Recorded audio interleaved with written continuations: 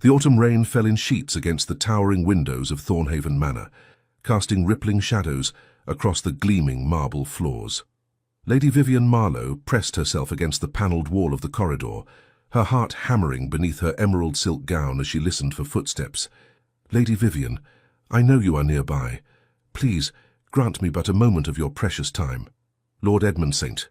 Claire's voice echoed through the hallway, earnest and utterly oblivious to the dozens of guests who had begun to notice his increasingly desperate hunt through the Duke's residence. Vivienne squeezed her eyes shut, mortification burning through her chest. This was precisely why she had refused his proposal 3 weeks prior. Edmund was not a terrible man, quite the opposite. The second son of the Earl of Westridge possessed a generous heart, considerable wealth, and impeccable breeding. Her father, the Marquess of Ashmont, had been delighted by the match. Her mother had already begun planning the wedding breakfast. But Edmund St. Clair had one fatal flaw. He possessed not a single shred of social awareness. His courtship had been a relentless assault of overwrought poetry recited at inappropriate moments, bouquets so enormous they required 3 footmen to carry, and declarations of devotion shouted across crowded ballrooms. When she had gently, so very gently, declined his proposal, citing their incompatibility, he had nodded thoughtfully, patted her hand, and assured her that he understood she was simply nervous about the magnitude of their love. He had not understood at all. "Vivian, my darling dove, your beauty outshines even the stars themselves." She could hear him now, just around the corner, apparently comparing her to celestial bodies, while the Duchess's other guests tittered behind their fans. Vivian's cheeks flamed. She needed to escape, to hide, to disappear, until Edmund finally accepted that she was not, had never been, and would never be his darling dove. Her eyes fell upon a door, heavy oak, slightly ajar, with no light spilling from within. Without pausing to consider the wisdom of her actions, Vivian slipped inside and pressed the door shut behind her, turning the lock with trembling fingers. The room was warm and dimly lit by a single branch of candles and the glow of a well-tended fire. She leaned against the door, closing her eyes in relief as Edmund's footsteps passed by outside, his voice fading as he moved down the corridor.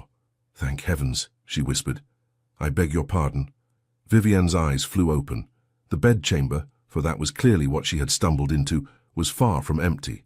Near the fireplace stood a man in shirt-sleeves and partially unbuttoned waistcoat, a towel draped over one shoulder, and his dark hair damp as though he had just washed.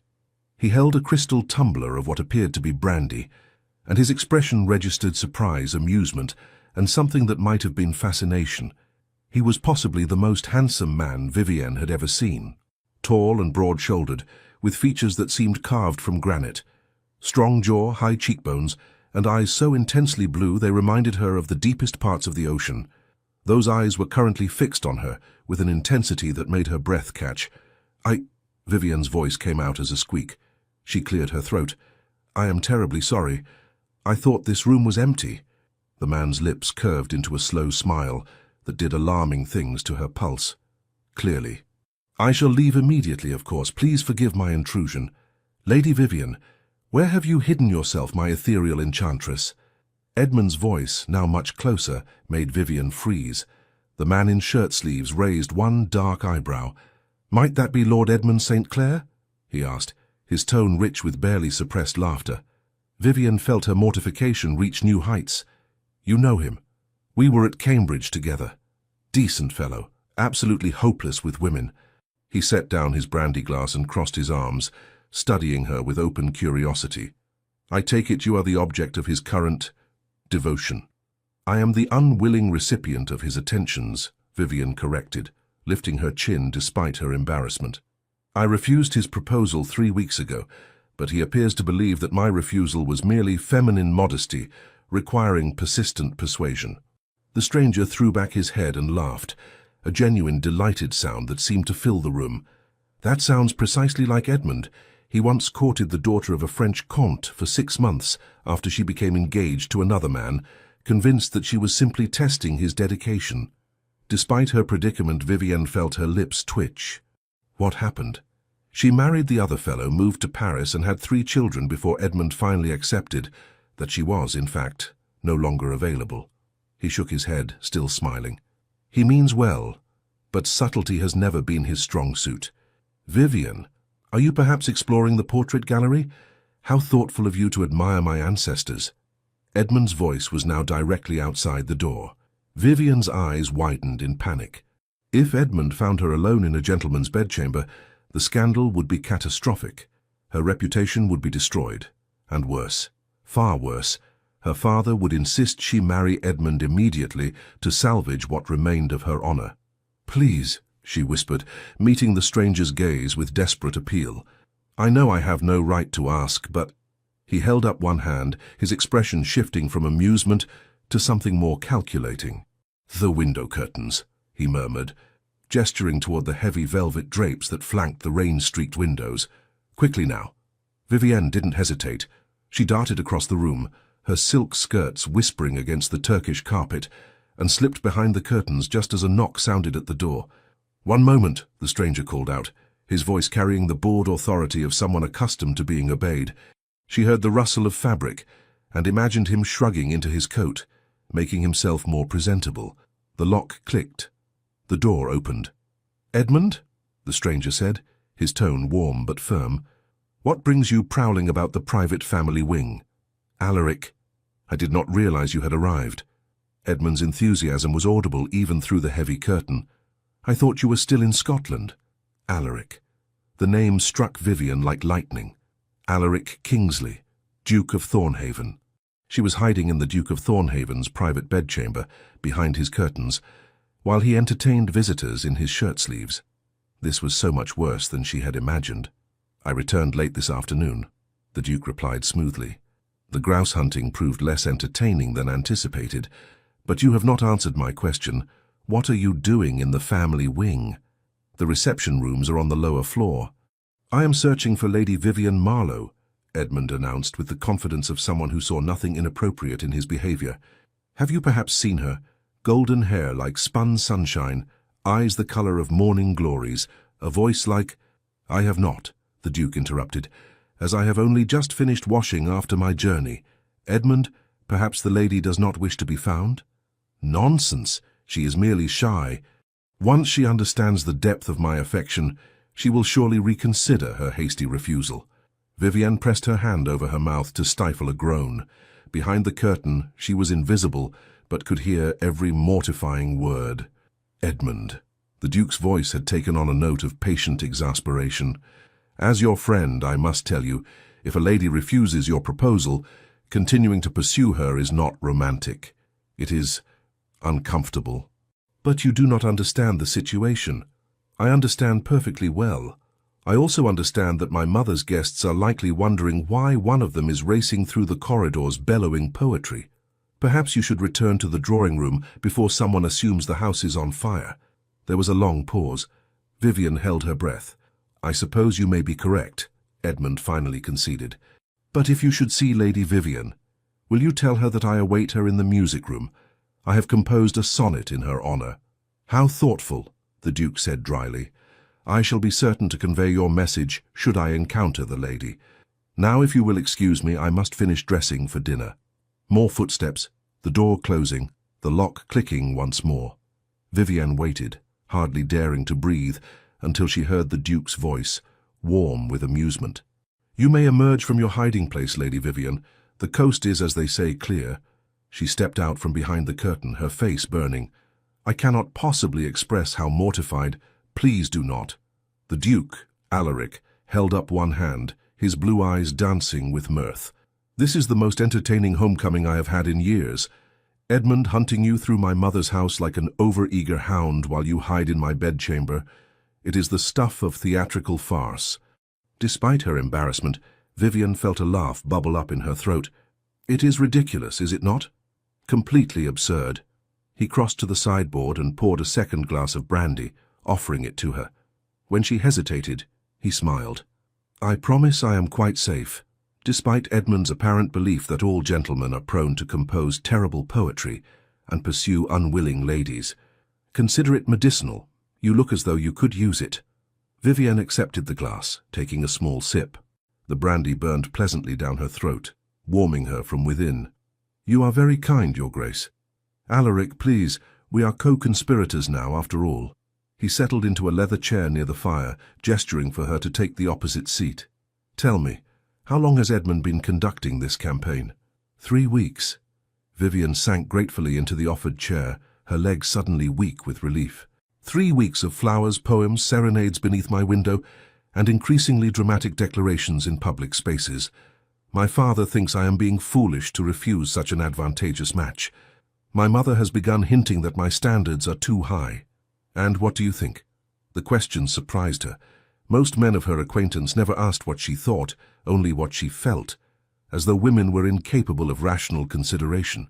I think, Vivian said slowly, meeting his gaze, that marriage to Edmund would be a slow death of the spirit.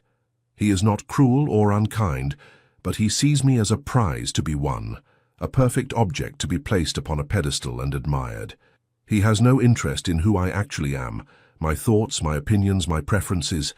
When I tried to explain this during his proposal, he simply assured me that my beauty needed no improvement through education or conversation. Alaric's expression darkened. The fool. He meant it as a compliment. That makes it worse, not better. The Duke leaned forward, his elbows resting on his knees. You are absolutely correct to refuse him. Marriage should be a partnership of equals, not a man acquiring a decorative wife to display like a particularly fine painting. Vivian felt something warm unfurl in her chest. You believe that? I do. His voice was firm, certain. My own parents shared such a partnership. My father valued my mother's counsel above all others, and she challenged him constantly to be a better man, a better duke, a better father. Their love was built on respect, friendship, and genuine affection, not empty flattery and suffocating adoration. That sounds wonderful, Vivian said softly. My parents, they are content enough, I suppose, but theirs was an arranged match. They are cordial to one another, nothing more. Is that what you want for yourself? Cordial contentment? No. The word came out fierce, surprising them both. I want what your parents had. I want someone who sees me, truly sees me, and values what they find. I want conversation and laughter and... She broke off, embarrassed by her own vehemence. And passion, Alaric finished quietly. His blue eyes held hers, and Vivian felt heat rise in her cheeks that had nothing to do with the fire. The clock on the mantelpiece chimed the hour, a gentle reminder that the dinner bell would ring soon. I should go, Vivian said reluctantly, setting down her glass. I have intruded on your hospitality long enough, and if anyone discovers I was here, then we shall ensure no one discovers it. Alaric rose smoothly to his feet. The servants' stair at the end of the corridor connects to the main floor near the ladies' retiring room. If you use that route, no one will see you emerge from the family wing. You would help me further, even after I invaded your privacy so dramatically? My lady. His smile was pure mischief. This is the most interesting evening I have spent in months. Consider it my pleasure to aid in your escape. Though I confess, I am curious to witness Edmund's face when he learns we are both attending the same dinner. Vivian felt her own smile bloom. We have never met before this moment, Your Grace. Precisely. He offered his arm, escorting her to the door. I am simply a traveller returned home, and you are simply one of my mother's many guests. No connection whatsoever. At the door, Vivian paused, looking up at him. Thank you, Alaric. Truly. The pleasure, he said softly, was entirely mine, Vivian. The way he said her name, low and warm without Edmund's theatrical flourishes, sent a shiver down her spine that had nothing to do with the cool corridor air. She slipped through the door and made her way to the servants' stair, her heart racing. Behind her she heard the Duke's door close softly, and she couldn't shake the feeling that something significant had just occurred, something that would change everything. The dining room at Thornhaven Manor was a masterpiece of elegant restraint. Crystal chandeliers cast warm light over the long mahogany table, where 24 guests were seated according to strict protocol. Vivienne found herself positioned in the middle of the table, with the elderly Lord Hartwell on her left, and to her extreme misfortune, Lord Edmund St. Clair on her right. "There you are," Edmund exclaimed as she took her seat, his voice carrying halfway down the table. "I have been searching for you everywhere. Did you receive my message about the sonnet?" "I did not," Vivienne replied, keeping her voice low in hopes he would follow suit. I was in the retiring room attending to my appearance. Your appearance needs no attending. You are perfection itself. Several guests turned to stare. Vivian felt her face flame. You are too kind, Lord Edmund. Perhaps we might discuss this more quietly. Why should I be quiet when proclaiming your virtues? The world should know of your... Edmund. The voice came from the head of the table, cool and commanding. I believe my mother is about to make an announcement. Vivian's eyes snapped to the Duke. He was looking at Edmund with an expression of polite patience, but when his gaze briefly met hers, she saw the amusement dancing there. The Dowager Duchess of Thornhaven, a regal woman in her 60s with silver hair and the same piercing blue eyes as her son, smiled at her guests. Thank you, Alaric. I merely wish to welcome you all to Thornhaven and express my delight at having my son home once again. His travels have kept him away far too long. Only 6 weeks, mother, Alaric said dryly. An eternity, she countered, her eyes twinkling. Now please everyone enjoy the meal. Cook has outdone herself.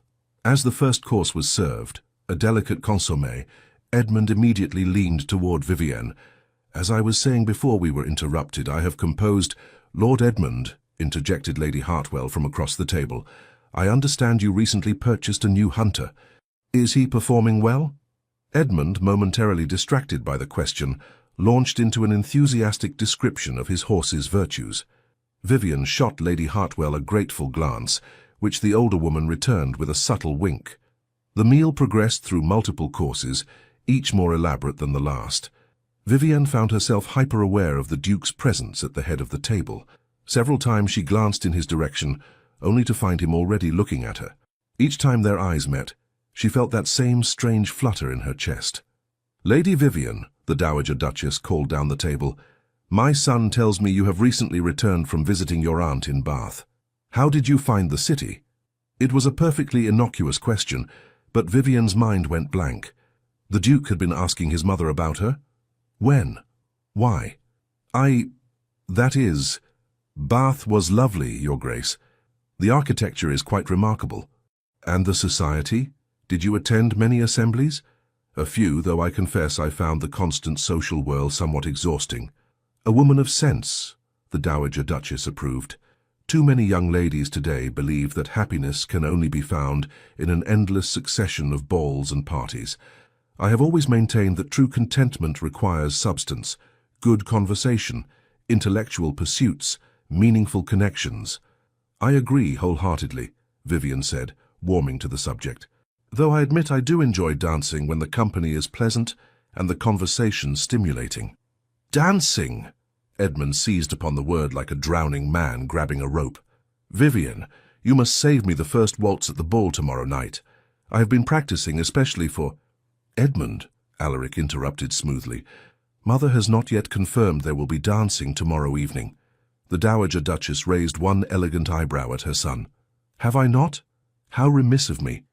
Yes, there shall indeed be dancing, though I had planned to announce it after dinner as a surprise. Wonderful, Edmund beamed. Then it is settled. Vivian and I shall... Actually, Vivian said quickly, I have already promised the first dance to... Her mind raced. She could not claim to have promised it to any of the gentlemen present without causing confusion. But she needed some excuse to avoid dancing with Edmund, whose enthusiasm on the dance floor was matched only by his complete lack of rhythm. To me, Alaric said calmly, setting down his wineglass. Lady Vivian was kind enough to promise me the first waltz when we met earlier this evening. 23 pairs of eyes turned to stare at Vivian. She felt the blood drain from her face. When we met? Edmund's confusion was evident. But, Alaric, you said you had not seen... In the drawing-room before dinner, the Duke clarified, his expression perfectly composed. A brief introduction, nothing more. Lady Vivian mentioned she enjoyed waltzing, and I asked if she would honor me with the first dance. She graciously agreed. It was a plausible lie delivered with such casual confidence that no one thought to question it, except Edmund, whose face had taken on a peculiar expression, part confusion, part suspicion. How strange, he said slowly. I was in the drawing-room before dinner and I did not see either of you there. You were likely too occupied searching the corridors, Lady Hartwell suggested kindly. I believe half the guests heard you calling for Lady Vivian throughout the house. Mortified laughter rippled around the table. Edmund flushed but rallied quickly. "I was merely concerned for her well-being.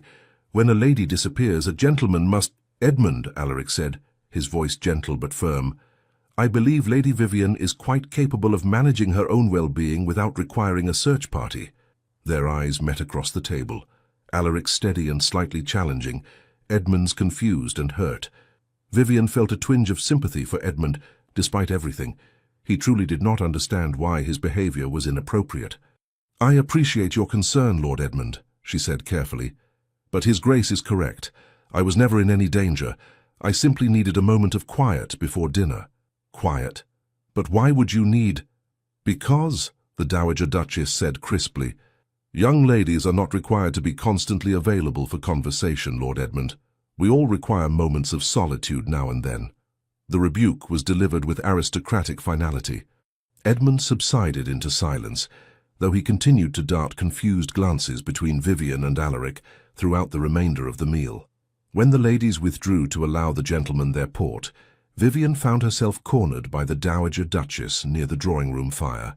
"Walk with me, child," the older woman said, taking Vivian's arm and steering her toward the windows that overlooked the darkened gardens. "I wish to speak with you privately." Vivian's heart sank.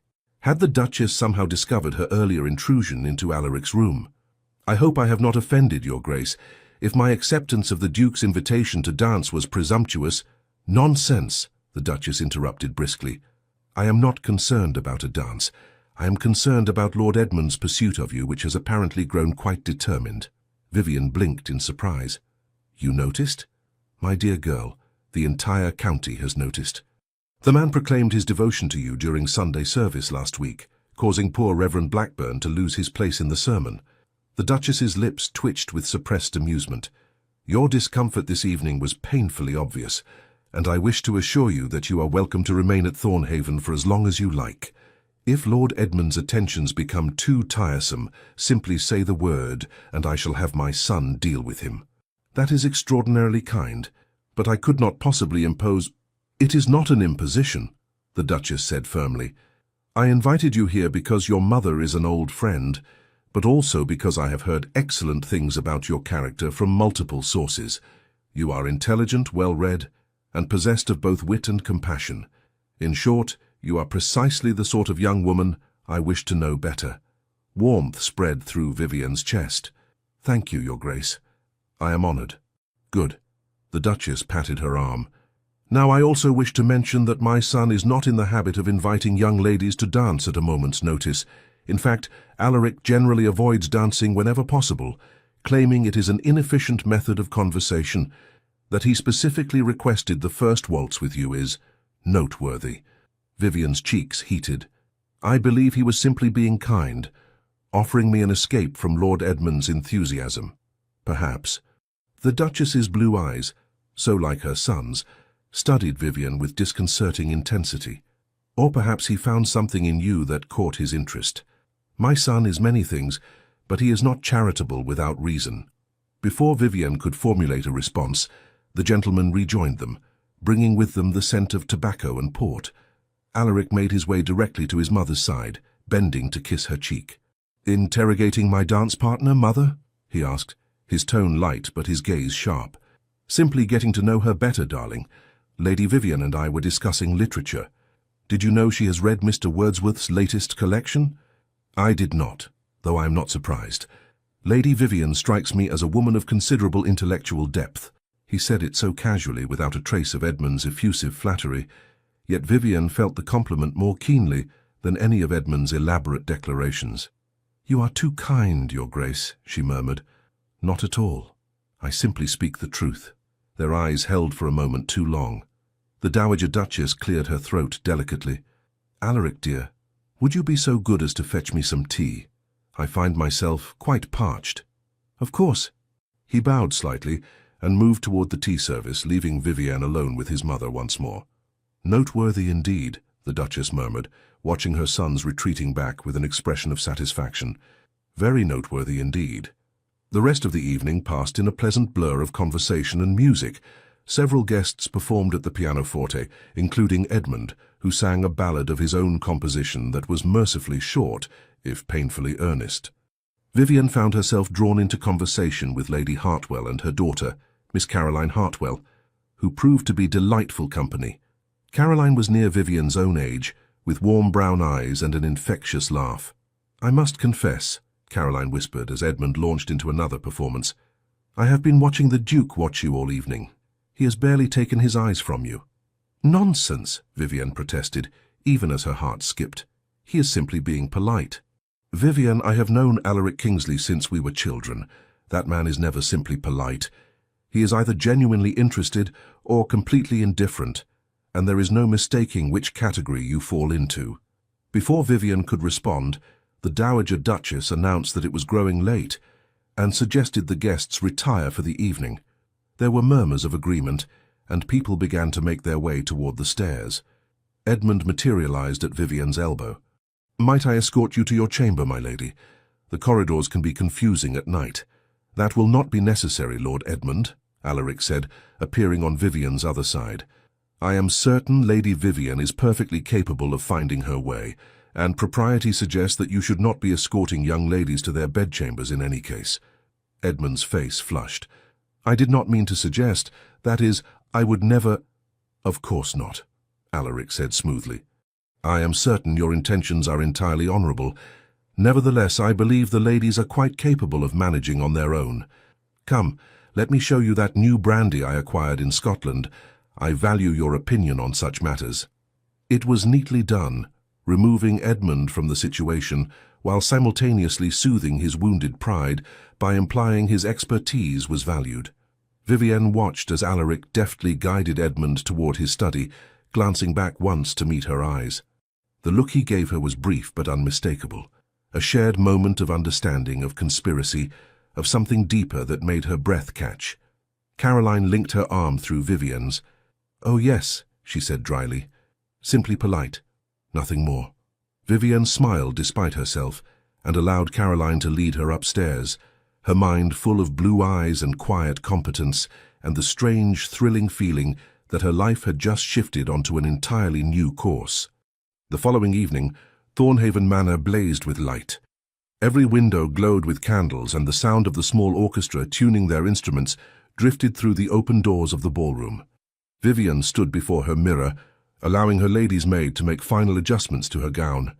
The dress was one of her favorites, deep sapphire silk that brought out the blue in her eyes, with delicate silver embroidery along the bodice and hem. Her golden hair was swept up in an elegant arrangement of curls, with a few tendrils left to frame her face. "You look beautiful, my lady," her maid said softly. "Thank you, Mary." Vivian took a deep breath, pressing one hand against her stomach to quell the butterflies that had taken up residence there. She was being ridiculous. It was simply a dance. One waltz with the Duke, after which she would dance with other gentlemen, and presumably suffer through at least one set with Edmund. There was no reason for this nervous anticipation, except that she had thought of little else all day. A knock at the door interrupted her thoughts. Mary opened it to reveal Caroline, resplendent in rose-colored silk. "Are you ready?" Caroline asked, her eyes sparkling with excitement. "The dancing is about to begin, and I have it on good authority that a certain duke is pacing near the ballroom doors like a caged lion." "He is not," Vivian protested, even as heat rose in her cheeks. "He absolutely is. My brother just told me. Apparently Alaric has been asking every 5 minutes whether the ladies have come down yet." Caroline took Vivian's hand and pulled her toward the door. "Come along. We must not keep his grace waiting." They descended the grand staircase together, the sound of music and laughter growing louder with each step. The ballroom was magnificent, all golden light and gleaming marble, with massive arrangements of white roses filling the air with their perfume. Vivian's eyes immediately sought out Alaric. He stood near the entrance, deep in conversation with an older gentleman, but the moment she appeared, his attention shifted entirely. Their gazes locked across the crowded room, and Vivian felt that now familiar flutter in her chest. He looked devastating in formal evening wear. Black coat fitted perfectly to his broad shoulders, white cravat tied with mathematical precision, and those blue eyes fixed on her with an intensity that made her forget to breathe. "Good heavens," Caroline murmured. "If he continues looking at you like that, the entire assembly will be gossiping before the first dance even begins." Alaric excused himself from his conversation and made his way through the crowd with the easy confidence of a man who owned everything around him, which Vivian supposed he essentially did. "Lady Vivian," he said, bowing over her hand, "you look radiant this evening." "Thank you, Your Grace, you are very kind. I am very honest." His thumb brushed across her knuckles, a touch so brief it might have been accidental, except for the way his eyes held hers. "I believe you promised me the first waltz." "I did," she managed, her voice steadier than she felt. "Excellent." He offered his arm. "Shall we?" As they moved toward the dance floor, Vivian caught sight of Edmund watching them from across the room, his expression troubled. She felt a pang of guilt, but pushed it aside. She had done nothing wrong, refused a proposal kindly, attempted to avoid confrontation, and accepted a dance from another gentleman. If Edmund chose to see conspiracy in innocent actions, that was his burden to bear, not hers.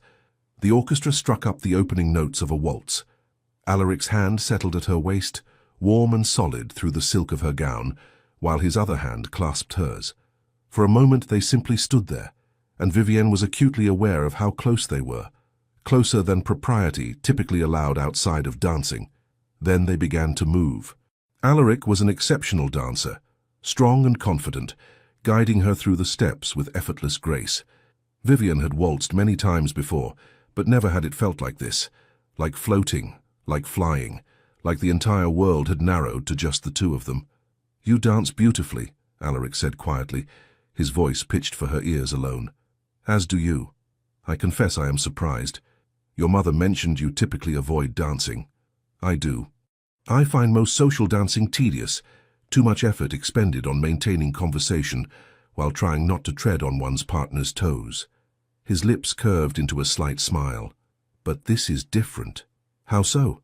"I find I do not mind the effort when the partner is worth it." Vivian's breath caught. "Your Grace." "Alaric," he corrected gently. "When we are alone, or as alone as one can be in a ballroom full of people, I would prefer you call me Alaric. That seems rather forward, given we only met yesterday." "Did we?" His eyes danced with amusement. "It feels as though I have known you much longer, perhaps because our first meeting was so unconventional." Despite herself, Vivian laughed. "Hiding in your bedchamber behind the curtains while you rescued me from my persistent suitor. Yes, I would say that was unconventional indeed. And yet, I find I would not change a moment of it." His hand tightened fractionally at her waist, drawing her almost imperceptibly closer. "Tell me, Vivian, for we are using given names now, I hope, what do you want from life?" The question surprised her. "What do I want?" "Yes. Not what your parents want for you or what society expects. What do you want?" No one had ever asked her that before. Vivian found herself answering with more honesty than she had intended. "I want partnership, respect, someone who sees me as I truly am and values that person, rather than the decorative image they have constructed in their mind." She paused, then added softly, "I want what you described yesterday, what your parents shared. Love built on friendship and mutual regard. Not grand passion and dramatic declarations. Those are Edmund's province, and you can see how well they suit me." She smiled wryly. "I think grand passion must be built on a foundation of genuine connection, or it burns out quickly, leaving only ashes and disappointment." "You are wise beyond your years," Alaric said, and there was something in his voice that made her pulse quicken. "I have known women twice your age who have not learned that lesson. And you? What do you want?" He was quiet for a moment, guiding her through a turn. "I want precisely what you described. My parents' marriage set a standard I have been unable to compromise on, which is why at 32 I remain unmarried. I have met countless beautiful women, charming women, accomplished women, but I have never met a woman who—" He trailed off, his eyes searching hers. "Who what?" Vivian whispered. "Who made me want to compose terrible poetry and serenade her beneath her window, despite knowing how ridiculous I would appear." Vivian's heart stopped, then started again, beating twice as fast. "That sounds suspiciously like what you were mocking Edmund for yesterday," she managed. "The difference," Alaric said, his voice low and intense, "is that Edmund does those things because he believes that is what courtship requires. I would do them because for the first time in my life, I understand the impulse to make a fool of myself for a woman's smile. They had stopped moving, Vivian realized dimly. They stood in the middle of the dance floor, other couples swirling around them, but she could not seem to make her feet obey the steps. "Alaric," she breathed. "I know this is madness," he said urgently. "We met yesterday. I should be rational, measured, cautious. But when you stumbled into my room, desperate and disheveled and absolutely magnificent in your determination to escape an unwanted suitor, something shifted inside me. And tonight, watching you descend those stairs in that gown, with that expression of nervous anticipation on your face, Vivian, I cannot pretend indifference." "I do not want you to pretend," Vivian said, finding her voice at last. "Because I feel it too, this strange, impossible connection. I thought perhaps I was imagining it, that I was being foolish." "You are not foolish. You are extraordinary." He was looking at her as though she were the only person in the room, the only person in the world, and Vivian felt herself falling into those blue eyes with a complete lack of self-preservation. "Your Grace, might I cut in?" Edmund's voice shattered the moment like a stone through glass. They both turned to find him standing at Alaric's elbow, his expression a mix of hopefulness and determination. "This is a private dance, Edmund," Alaric said, his tone carefully neutral. "But surely Lady Vivian would enjoy some variety in her partners. You have been monopolizing her attention for quite some time." It was true. They had been standing still for far longer than was proper, and people were beginning to stare. Vivian could see the calculations happening in Alaric's eyes, weighing social propriety against personal desire. "Of course," he said finally, stepping back with visible reluctance. "Lady Vivian, thank you for the dance. It was illuminating." The way he said it, the weight he placed on that final word, sent shivers down her spine. "The pleasure was mine, Your Grace," she replied, her voice steadier than her hands. Alaric bowed and walked away, but not before shooting Edmund a look that clearly said they would be having words later. Edmund, oblivious as always, immediately swept Vivian into the dance with far more enthusiasm than skill. "I must say you and Alaric seemed quite absorbed in conversation," Edmund said, nearly treading on her toes as he attempted a turn. "What were you discussing so intently?" "Literature," Vivian lied smoothly. "The Duke has strong opinions on Mr. Wordsworth." "Ah." Edmund looked relieved. "Well, that is perfectly proper, I suppose, though I must admit I was concerned when I saw you both standing still in the middle of the floor. People will talk, you know." "Will they?" Vivian kept her voice light, though her mind was racing. "Oh yes, the Duke is one of the most eligible bachelors in England. Any woman who catches his attention is bound to be the subject of gossip." Edmund peered at her earnestly. "You must be careful, Vivian. A man of his position might enjoy a flirtation, but he will ultimately marry someone of impeccable breeding and social standing." The implication was clear. You are not good enough for a duke. Vivian felt anger flash through her, hot and unexpected. "My father is a Marquess, Lord Edmund. My breeding and social standing are quite impeccable." "Oh, I did not mean to suggest otherwise. I simply meant that you should guard your heart. I would hate to see you hurt by false hopes." "How thoughtful," Vivian said through gritted teeth. "And what of your hopes, Lord Edmund? Are they not also false?" His confusion was almost comical.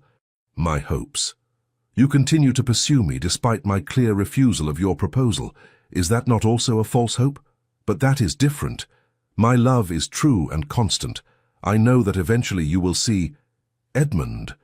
Vivian stopped dancing, forcing him to halt as well. Around them other couples continued to move, but she no longer cared about propriety or gossip. "I will not change my mind.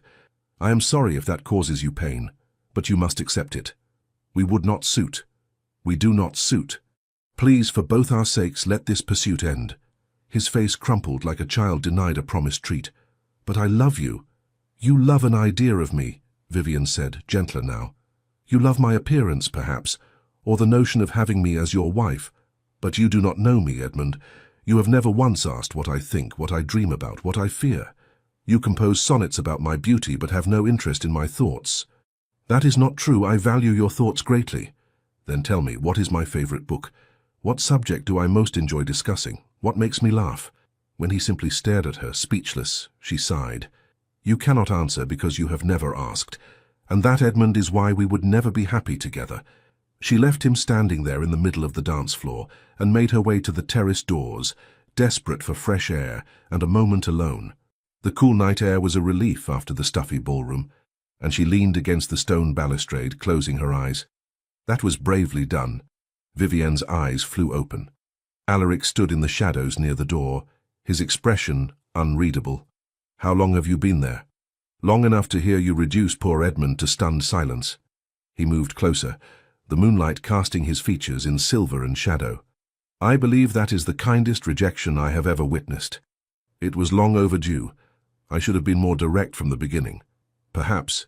He was standing very close now, close enough that she could see the complex shades of blue in his eyes. "Though, I confess, I am selfishly glad you have finally closed that door. It makes this somewhat less complicated." "This." Instead of answering, he reached up and very gently tucked a loose curl behind her ear, his fingers lingering against her cheek. "I meant what I said during our dance," he murmured. "Every word. You have turned my world upside down in less than 2 days, Vivienne Marlowe, and I find I have no desire to set it right again." "Alaric." She did not know what she meant to say, but it did not matter because he was leaning closer, his intention written clearly in his eyes, giving her every opportunity to pull away. She did not pull away. His lips met hers, soft and questioning, and Vivienne felt the world tilt on its axis. This was nothing like the few chaste kisses she had received from overambitious suitors at garden parties. This was fire and sweetness, and a rightness that made her bones melt. Alaric's hand cradled her face, while his other arm came around her waist, drawing her closer, and Vivienne's hands found their way to his shoulders, anchoring herself against the storm of sensation. When they finally broke apart, both breathing hard, Alaric rested his forehead against hers. "I should apologize," he whispered. "That was highly improper." "Please do not," Vivienne replied, her voice shaky. "I find I have no regrets whatsoever." He laughed, the sound low and warm. "Neither do I, though we should return to the ballroom before we are missed. Or before I do something even more improper, like beg you to marry me after knowing you for less than 48 hours. Vivienne's heart leapt. Would that be so terrible? My darling girl. He pulled back just enough to meet her eyes, his expression serious. "I would marry you tomorrow if I thought you would say yes. But I will not rush you or pressure you or behave like Edmund, confident that my feelings automatically entitle me to yours. I will court you properly, give you time to be certain, and pray that eventually you come to feel for me even a fraction of what I already feel for you." "And if I told you," Vivienne said slowly, "that I am already certain, that whatever this is between us, I feel it just as strongly as you do." Hope blazed across his features. "Then I would say I am the luckiest man in England." "Not yet," she teased, "but perhaps if you continue to rescue me from unwanted suitors and kiss me on moonlit terraces, you might earn that title. Challenge accepted." He offered his arm. "Shall we return before my mother sends search parties? She has been dropping hints about grandchildren since I turned 30, and if she sees us together like this, I fear she will have the bans read by Sunday." They walked back into the ballroom together, and Vivienne felt every eye turn toward them. Let them stare, she thought. Let them gossip. For the first time in her life, she did not care about propriety or expectations or what society thought she should want. She knew what she wanted. And he was walking beside her, his hand warm beneath hers, smiling at her like she was the most precious thing in his world. The morning sun streamed through the breakfast room windows as Vivienne pushed eggs around her plate, unable to eat, despite the delicious spread before her. Across the table, Caroline was watching her with barely concealed amusement. "You are going to wear a hole in that plate if you continue staring at it so intently," Caroline observed. "Or perhaps you are waiting for the eggs to spontaneously transform into the Duke." Vivienne felt her cheeks heat. "I have no idea what you mean." "Of course not. Just as you had no idea why you disappeared onto the terrace last night, or why you returned looking as though you had been thoroughly kissed. Caroline." Vivienne glanced around, grateful that the breakfast room was otherwise empty. "Someone might hear you." "Then you admit it happened?" "I admit nothing," Vivienne said primly, though her smile betrayed her. Caroline laughed. "You are hopeless, but I am happy for you, truly. Alaric is a good man, the best I know. If anyone deserves happiness, it is the two of you." Before Vivienne could respond, The Dowager Duchess entered, followed by her son. Alaric's eyes immediately found Vivien's, and the warmth in his gaze made her forget to breathe. "Good morning, ladies," the Duchess said cheerfully. "I trust you slept well after last night's festivities." "Very well, thank you, Your Grace," Vivian managed. "Excellent. Alaric, do sit down and eat something. You have been prowling about since dawn like a restless wolf." "I went for a ride, Mother. I am perfectly calm." "You are perfectly something," the Duchess murmured, too quietly for anyone but Vivian to hear. Then, louder, "Lady Vivian, I wondered if you might join me for a walk in the gardens after breakfast. I wish to show you the rose arbor. It is quite spectacular this time of year." It was clearly not a request. Vivian nodded. "I would be delighted, Your Grace." 20 minutes later, she found herself strolling through Thornhaven's immaculate gardens on the Duchess's arm, admiring the carefully tended flower beds and ornamental fountains. "I suppose you are wondering why I wish to speak with you privately," the Duchess said without preamble. "The thought had crossed my mind, Your Grace. I will be direct, as I suspect you appreciate plain speaking. My son is in love with you." Vivian stumbled slightly. The Duchess steadied her with a firm hand. We have only just met. Surely it is too soon. For most people, perhaps, but Alaric is not most people. He is methodical, careful, and extraordinarily difficult to surprise. Yet you have managed to turn him into a lovesick fool in less than 2 days." The Duchess's tone was matter-of-fact, but her eyes were kind. "I have not seen him this animated since his father died 5 years ago. You have brought light back into his life, Lady Vivian, and for that alone I would be inclined to like you." "You are very kind, Your Grace, but I am not kind. I am practical. I am also deeply invested in my son's happiness." They had reached the rose arbor, a beautiful structure covered in climbing roses of every color. The Duchess gestured to a bench, and they both sat. "Tell me honestly, do you return his feelings?" Vivian took a deep breath. "I believe I do, though it seems mad to say so. I have never felt this way before, this certainty, this sense of rightness. When I am with him, everything else fades away. When I am not with him, I find myself counting the minutes until I see him again." "That sounds very much like love," the Duchess observed, "or at least the beginning of it. But is it enough? Can something that grows this quickly truly last?" "My dear child." The Duchess took Vivian's hand in both of hers. "I met my late husband at a garden party. We danced once, spoke for perhaps 20 minutes, and by the time he returned me to my chaperone, I knew I would marry him. We were engaged within a week, married within 6 months, and spent 37 gloriously happy years together before his heart gave out. Sometimes, when the connection is real, time becomes irrelevant." Vivian felt tears prick at her eyes. "I want that, what you had, what your son described. But I am frightened of making a mistake, of moving too quickly." "Then do not move quickly," the Duchess said simply. "Court each other properly. Take the time you need to be certain. But do not let fear prevent you from pursuing what could be extraordinary simply because it does not follow society's expected timeline." She paused, then added with a slight smile, "Though I confess, I would not be opposed to seeing grandchildren before I am too old to enjoy them." Vivian laughed through her tears. "Your son said you would say something like that." "Did he? How well he knows me." The Duchess squeezed her hand. "You have my blessing, Lady Vivian. More than that, you have my wholehearted approval and my hope that you will become part of this family. Now shall we return to the house? I believe Alaric has been watching us from the study window for the past 10 minutes, and if I do not release you soon, he may actually expire from impatience." They returned to find Alaric pacing in the drawing room, his usual composure notably absent. He looked up as they entered, his expression anxious. "Mother, might I steal Lady Vivian for a moment? I wish to show her the library." "By all means," the Duchess said serenely, "though I suggest you actually show her the library rather than simply using it as an excuse for privacy." "Mother," Alaric said, pained, "I am simply ensuring you remember proper behavior, darling. Lady Vivian's reputation must be protected, even here in our own home." "I am well aware of that, thank you." He offered Vivian his arm. "Shall we?" The library was a magnificent room, 2 stories tall with floor-to-ceiling shelves packed with leather-bound volumes. A fire crackled in the hearth, and comfortable chairs were scattered throughout, creating intimate reading nooks. "It is beautiful," Vivian breathed, turning in a slow circle to take it all in. "It was my father's favorite room," Alaric said softly. "He used to spend hours here, reading everything from philosophy to agricultural treatises. When I was a boy, he would let me sit in his lap while he read aloud, even when I was too young to understand the words." "You miss him?" "Every day."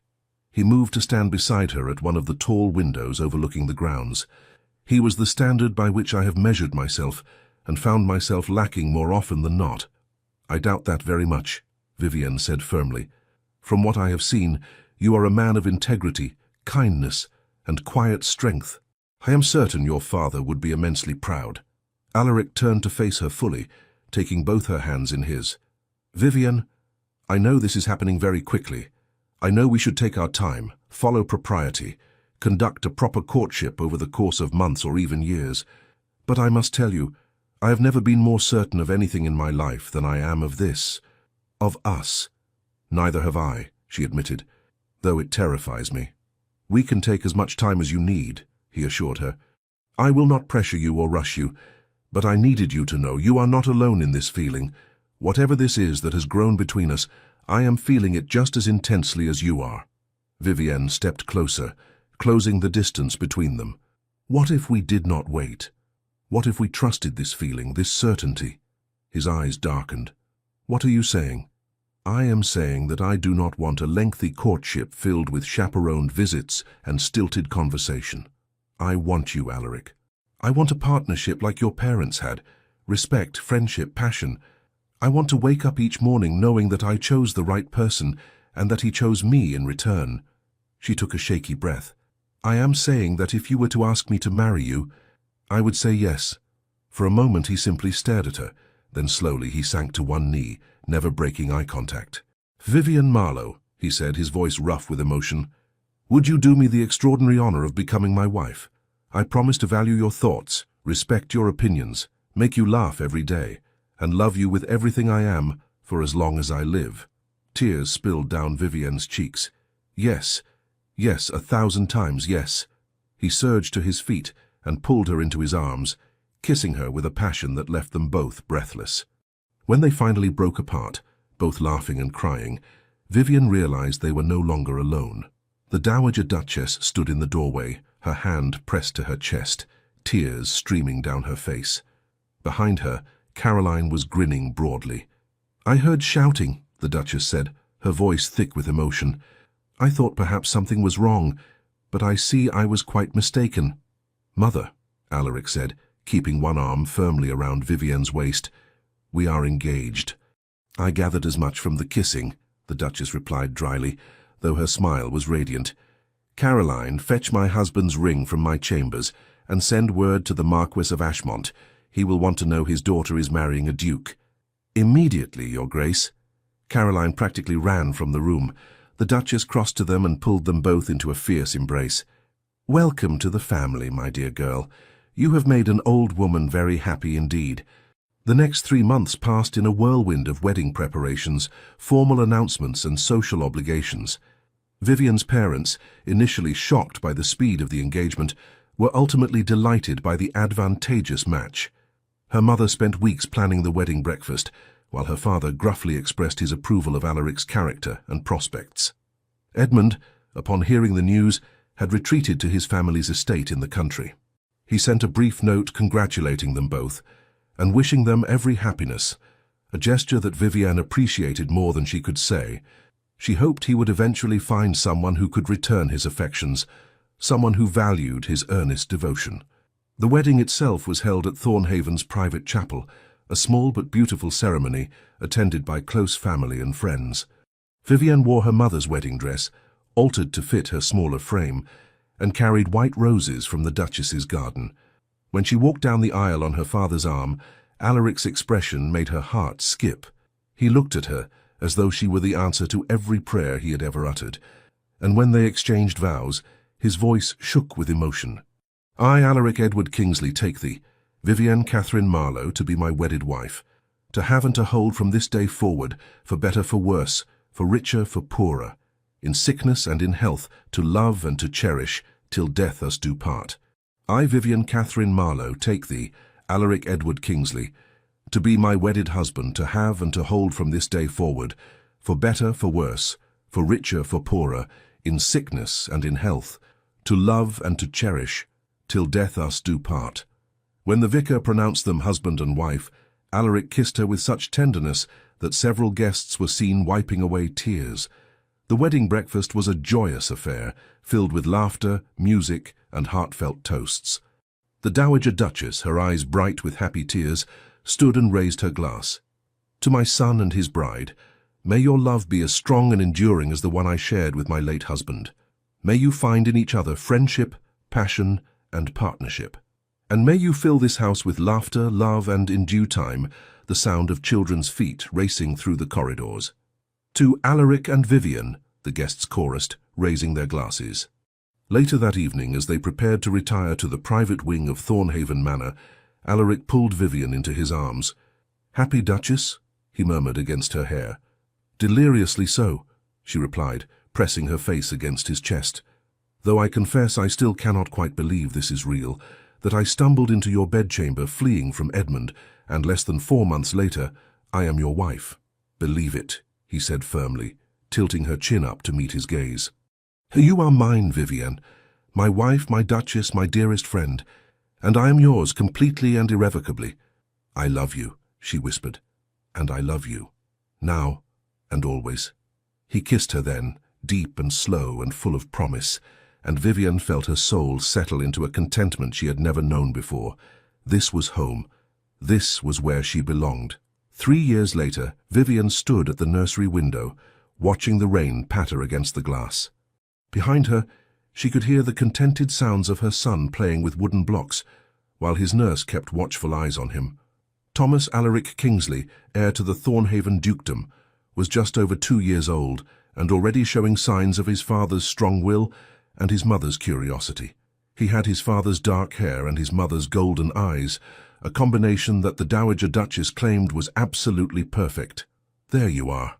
Vivian turned to find Alaric in the doorway, still dressed in his riding clothes, his hair windswept from his morning gallop across the estate. "Did you have a good ride?" she asked, moving into his embrace. "Excellent, though it would have been better with you." He kissed her forehead, then moved past her to scoop their son into his arms. "And how is my boy today? Have you been good for your mother?" "Papa," Thomas crowed, grabbing fistfuls of Alaric's hair. "Blocks." "I see that. Very impressive blocks." Alaric caught Vivian's eye over their son's head, his expression warm with love. "You look tired, my dear. Are you feeling well?"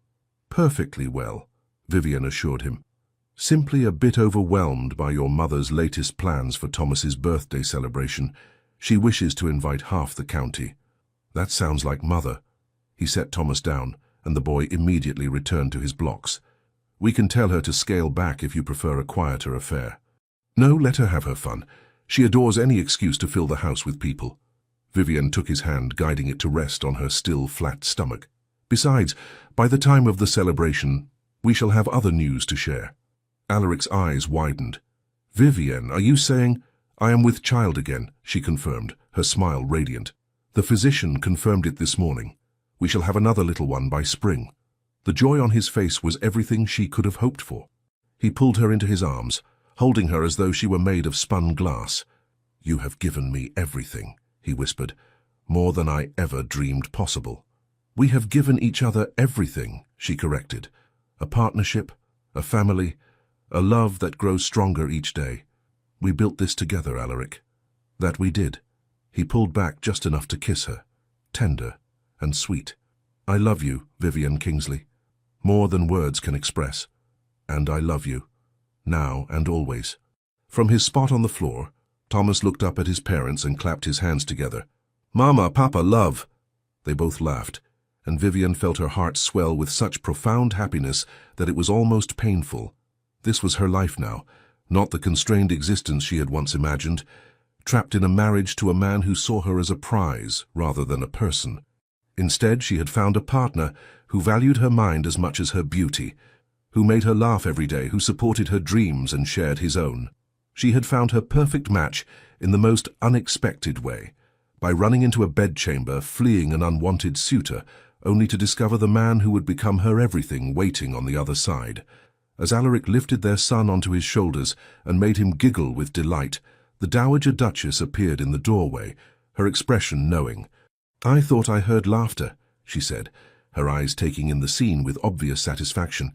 "And might I be correct in detecting a certain glow about you, Vivian dear?" "You might," Vivian confirmed, unable to keep the smile from her face. The Duchess clapped her hands together. "Wonderful, another grandchild. Oh, I must send word to, but no, we shall wait until after Thomas's celebration to make the announcement. No need to steal his moment." She bustled off, already making plans, her happiness evident in every step. Alaric set Thomas back down and pulled Vivian close once more. Outside, the rain had stopped, and sunlight was beginning to break through the clouds, casting golden light across the nursery. "Do you remember," he said softly, "when I told you that you had turned my world upside down, and I had no desire to set it right again?" "I remember everything about that night," Vivian replied. "I meant every word. You are my world, Vivian. You and our children, this life we are building together. I wake each morning grateful for the day you ran into my bedchamber, desperate and magnificent, and changed everything. As am I," she whispered. "As am I." And as they stood there in the soft afternoon light, their son playing at their feet and another child growing beneath her heart, Vivian knew with absolute certainty that this was exactly where she was meant to be. Not in a marriage of convenience or social expectation, but in a true partnership, built on respect, friendship, passion, and a love that had sparked to life in the most unexpected moment and would burn bright for all their days. This was their happily ever after, and it was perfect. Epilogue. Years later, the great hall at Thornhaven Manor rang with laughter and music as 3 generations gathered for the annual harvest celebration. Vivian, now in her 50s, sat beside Alaric watching their grandchildren race through the crowd with the same wild energy their own children had once possessed. Thomas, now a man of 30 with children of his own, stood near the fireplace deep in conversation with his younger brother, Edmund Kingsley, named for the man whose clumsy courtship had inadvertently brought their parents together. Their sister Catherine danced nearby with her husband, her resemblance to her grandmother so striking that the Dowager Duchess, who had passed peacefully in her sleep 5 years prior, would have been delighted. "They grow so quickly," Alaric murmured, taking Vivian's hand in his. His hair was now more silver than dark, and lines creased the corners of his eyes, but to Vivian he was as handsome as the day she had stumbled into his bedchamber all those years ago.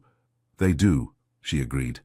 "Sometimes I can scarcely believe that nervous girl who hid behind your curtains became this." "Became what?" "Happy. Completely. Thoroughly happy." Alaric lifted her hand to his lips, pressing a kiss to her knuckles. "As am I, my love. As am I." Across the room, young Thomas, their eldest grandson, tugged on his mother's skirts. "Mama, tell us again how grandmother and grandfather met." Catherine laughed. "You have heard that story 100 times." "But it is the best story," the boy insisted. Their son Thomas, overhearing, grinned at his parents. "Shall I tell them, or would you prefer to?" "Oh, let them tell it," Vivian called out. "We lived it. You can only relay it second-hand." The younger generation gathered around as Alaric and Vivian recounted the tale, his embellishing certain moments for dramatic effect, hers correcting his exaggerations with affectionate exasperation. They spoke of hidden curtains and persistent suitors, of moonlit terraces and hasty proposals, of a love that had defied expectations and lasted through every challenge life could throw at them.